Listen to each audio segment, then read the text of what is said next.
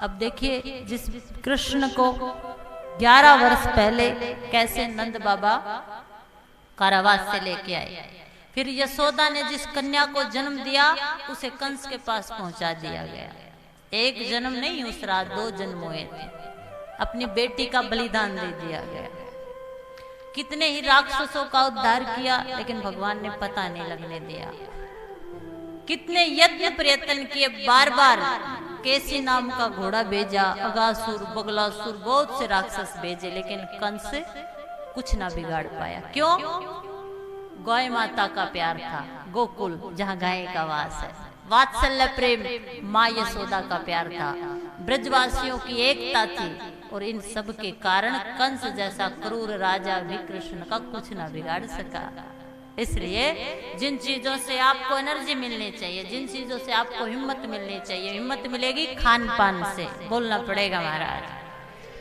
पहले बच्चे दूध पीते थे माँ का, और कोई भी बात होती तो ये कहते कि आज तू दिखा मैंने माँ का दूध पिया, और आजकल बोतलों का दूध पीते हैं तो हॉस्पिटलों के चक्कर काटते हैं। बोलना पड़ेगा महाराज। इसलिए आपका मानसिक और शारीरिक बुद्धि और बल आपको कैसे मिलेगा? जब खान पान अच्छा होगा। अगर पिज्जे बर्गर खाओगे तो चूजों जैसे ही रहोगे। बोलना पड़ेगा महाराज। इसलिए गोकुल का वास है, वात्सल्य प्रेम है।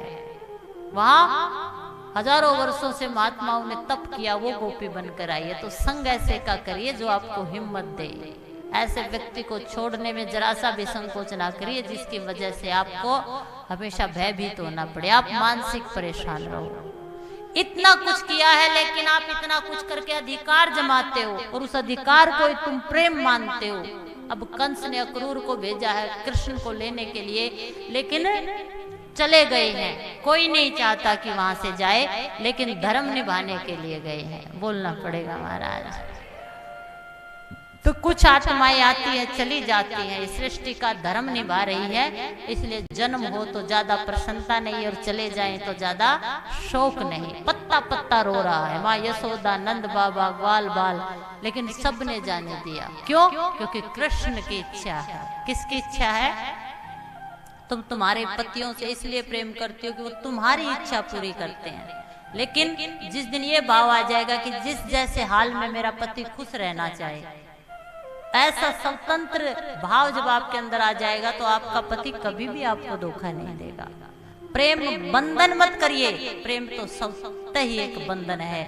इसलिए प्रेम को समझिए, और प्रेम को समझने के लिए आज हम प्रवेश करेंगे भगवान श्री कृष्ण उद्धव और गोपी संवाद की कथा। उद्धव